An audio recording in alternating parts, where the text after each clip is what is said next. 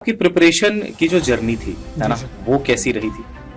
Sir मेरी तो 100% कह सकता हूँ ऑनलाइन रही है 100%। ऑनलाइन रही है पूरी की पूरी, जी। है ना?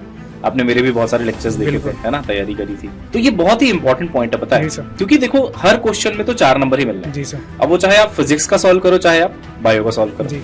फिजिक्स में टाइम लग रहा था, तो आपने बहुत अच्छा कॉल लिया, दिमाग लगाया कि वापस जाते हैं बायो में, कम टाइम में सॉल्व हो जाएगा, है ना? मैं तो शुरू में यही करता था, एक दिन फिजिक्स पढ़ता था, केमिस्ट्री पढ़ता था, बायो पढ़ता था, फिर मुझे बाद में पता है हाँ। लगा कि यार इससे होगा नहीं, फर्क नंबर नहीं आ रहे थे टेस्ट में तो। फिर मैंने स्टार्ट करा, जनवरी से स्टार्ट करा था। अच्छा। रोज डेली पढ़ता था, 10 बजे उठता था, बायो की एनसीईआरटी पहले पढ़ ली। हाँ। फिर उसके क्वेश्चन प्रैक्टिस कर लिए, किसी बुक्स वगैरह से मैम कराती थी वो कर ली। हाय बच्चों, तो आज आपको एक अमेजिंग जर्नी दिखाते हैं समीर खान की। इन्होंने देखिए पिछले साल भी नीट का एग्जाम दिया था और आई थिंक 646 मार्क्स आए थे आपके, जिसमें इनकी 32,000 रैंक बनी थी। और इस बार 561 मार्क्स आए हैं, जो इस पेपर के हिसाब से बिल्कुल भी कम नहीं है, क्योंकि आप रैंक सुनेंगे तो आपको सब समझ में आ जाएगा। इनकी रैंक अराउंड 8,000 आई। तो बहुत बड़ा अचीवमेंट है, बहुत बड़ा इंप्रूवमेंट है समीर, मतलब I am so proud of you. और आपको पहले तो बहुत बहुत कॉन्ग्रेचुलेशन। अब जो बच्चे इस वीडियो को देख रहे हैं ना, उनको बहुत सारी चीजें जाननी पड़ेंगी, सीखनी पड़ेंगी आपकी जर्नी से। सबसे पहले ना इस बारे में बात करते हैं यार कि जो वो 3 घंटे थे, है ना, कब आपको समझ में आ गया था कि यार ये पेपर ना अब टफ है और अब इसको अलग तरीके से टैकल करना है, या व्हाटएवर, क्या फीलिंग्स थी, एकदम रॉ फीलिंग्स अपनी बताइए। सर फिजिक्स में मैं पहुंचा, शुरू में तो 11 क्वेश्चन 12 क्वेश्चन आराम से बन गए थे, आराम से, बिल्कुल मतलब लग रहा था कि 680 690 आराम से जा सकता हूँ मैं। और एक चीज थी कि दिमाग में ये भी था कि 646 है तो उससे तो आगे ही बढ़ना है। ये था माइंड में, ये है था, ना? ये पहले ही था, मेरे पेपर में बैठने से पहले ही था कि 700 का टारगेट था और उतने लाने ही है, वरना मेरा कुछ होगा नहीं। ये था मेरे दिमाग में तो फिर मैं 11 12 क्वेश्चन वही हो गए।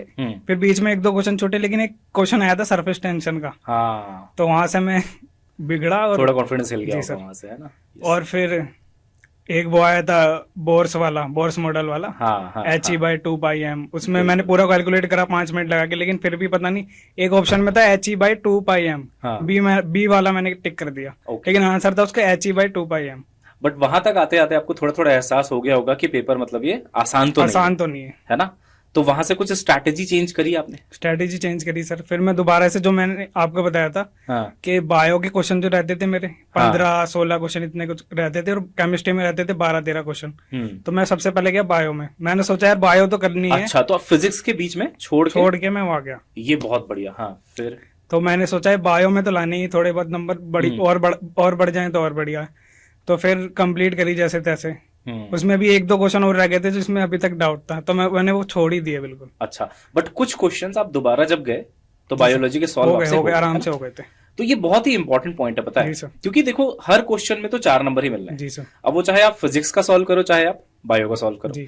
फिजिक्स में टाइम लग रहा था, तो आपने बहुत अच्छा कॉल लिया, दिमाग लगाया कि वापस जाते हैं बायो में, कम टाइम में सॉल्व हो जाएगा, है ना? और बताइए आपकी प्रिपरेशन की जो जर्नी थी, है ना, वो कैसी रही थी? सर मेरी तो 100% कह सकता हूँ ऑनलाइन रही है, 100% ऑनलाइन रही है पूरी की पूरी, है ना? आपने मेरे भी बहुत सारे लेक्चर्स देखे थे, है ना, तैयारी करी थी। नितेश सर से मैंने बहुत एंड तक मैंने फॉलो करा, उनके लेक्चर्स आते थे प्रहास सीरीज के, ओके, क्वेश्चन प्रैक्टिस के, एंड तक मैंने देखे हैं। और गरिमा मैम की लास्ट में वो आ रही थी 15 20 मिनट की रिविजन वीडियो। ओके, एक चैप्टर का देती थी उनमें मैम, 15 मिनट में एक चैप्टर पूरा कंप्लीट रिविजन। तो वो एंड तक देखा है मैंने, सारे हर चैप्टर के। बहुत बढ़िया, बहुत बढ़िया। बाकी तमन्ना मैम से ज्यादा क्वेश्चन प्रैक्टिस तो कोई कराता नहीं फिजिक्स में। उनकी क्वेश्चन प्रैक्टिस बहुत फॉलो करें। बिल्कुल। और बाकी आपके लेक्चर्स बहुत देखे हैं मैंने। यस, पहले वाले भी, पुराने भी, नए भी। ओके। तो ये बताइए, अब जैसे 2026 का कोई एस्पिरेंट है जी, सबसे बड़ी टिप जो आपको लगता है आपकी प्रिपरेशन जर्नी से, एग्जाम की जर्नी से, जो आपने सीखा कि यार ये एक पॉइंट है या 2 पॉइंट्स हो सकते हैं कि इस पे तो बहुत अच्छे से काम करना चाहिए बच्चे को? सर एक तो मैं कहना चाहूंगा कि मैंने, मुझसे कम फॉलो हुआ है वो, लेकिन करना चाहिए, बहुत इंपॉर्टेंट है वो। कि फिजिक्स केमिस्ट्री बायो रोज पढ़नी चाहिए एक साथ। अच्छा। लेकिन बच्चे क्या करते हैं, फिजिक्स पढ़ेंगे एक दिन पढ़ेंगे केमिस्ट्री, बायो, ये सबसे ज्यादा जरूरी है। एक दिन में शेड्यूल बनाओ, फिजिक्स भी पढ़ो, उसी में केमिस्ट्री भी पढ़ो, बायो भी पढ़ो, तीनों पढ़ो। अच्छा, ये बहुत इंपॉर्टेंट लगा। कितने कितने घंटे देते थे मतलब सेल्फ स्टडी में तीनों सब्जेक्ट को? मैं तो मैं तो शुरू में यही करता था, एक दिन फिजिक्स पढ़ता था, केमिस्ट्री पढ़ता था, बायो पढ़ता था, फिर मुझे बाद में पता है हाँ। लगा कि यार इससे होगा नहीं, फर्क नंबर नहीं आ रहे थे टेस्ट में तो। फिर मैंने स्टार्ट करा, जनवरी से स्टार्ट करा था। अच्छा। रोज डेली पढ़ता था, 10 बजे उठता था, बायो की एनसीईआरटी पहले पढ़ ली। हाँ। फिर उसके क्वेश्चन प्रैक्टिस कर लिए, किसी बुक्स वगैरह से मैम कराती थी वो कर ली। फिर केमिस्ट्री था हमारा, केमिस्ट्री की मैंने पहले एनसीईआरटी पढ़ता था, बिल्कुल एनसीईआरटी खुद पढ़ता था, सर की क्वेश्चन प्रैक्टिस लेता था, जिसमें दिक्कत आती थी उनके लेक्चर्स लेता था, और फिर फिजिक्स के तो क्वेश्चन प्रैक्टिस करता ही था फिर मैं। ठीक है, ठीक है। और बाकी एनसीईआरटी भी मैंने फिजिक्स की पढ़ी है। पढ़ी आपने फिजिक्स एनसीईआरटी, है ना? बिल्कुल। तो यहाँ पे मैं एक चीज और बता दूं, एनसीईआरटी से कुछ क्वेश्चंस डायरेक्टली भी उठ के आए थे 2025 में। एक ट्रेन वाला क्वेश्चन, ट्रेन वाला जो क्वेश्चन था ओल्ड एनसीईआरटी में दिया हुआ था, और एक एनसीईआरटी एग्जाम्पलर से क्वेश्चन आया था जहाँ पे 2 टैंक्स थे, और जब उनको खोला गया तो मिक्स हुआ, फाइनल प्रेशर निकालना ऑक्सीजन वाला। हाँ, तो वो बिल्कुल वो एनसीईआरटी एग्जाम्पलर का क्वेश्चन था। तो ये बहुत अच्छी टिप है ये वाली कि एनसीईआरटी के क्वेश्चंस भी बच्चों को करने चाहिए, है ना? लास्ट के 3 आवर्स जो होते हैं, हम लोग हमेशा कहते हैं किसी क्वेश्चन में स्टक नहीं होना चाहिए, है ना?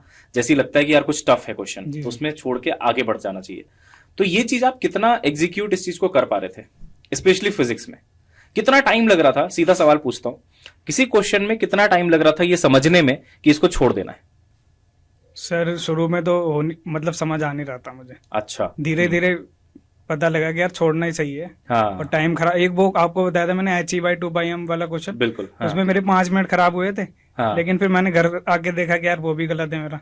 बिल्कुल। तो बीच में मैंने सोच लिया था यार अब इतना टाइम तो देना नहीं है, बस कंप्लीट पेपर को जितना कंप्लीट कर सकता हूँ OMR के साथ उतना करने का सोच रहा था मैं, और बाकी हो गया। ऑसम यार, मतलब वी आर सो प्राउड, है ना? आपने बहुत अच्छा किया है, और आपको शायद दिल्ली का कॉलेज मिल भी जाएगा, है ना? तो आगे की जर्नी के लिए ऑल द बेस्ट, ठीक है? और ऐसे बच्चों को कभी कभी गाइड करने के लिए आपको बुलाते रहेंगे, ठीक है? करते रहना। चलिए, all the best, thank you so much.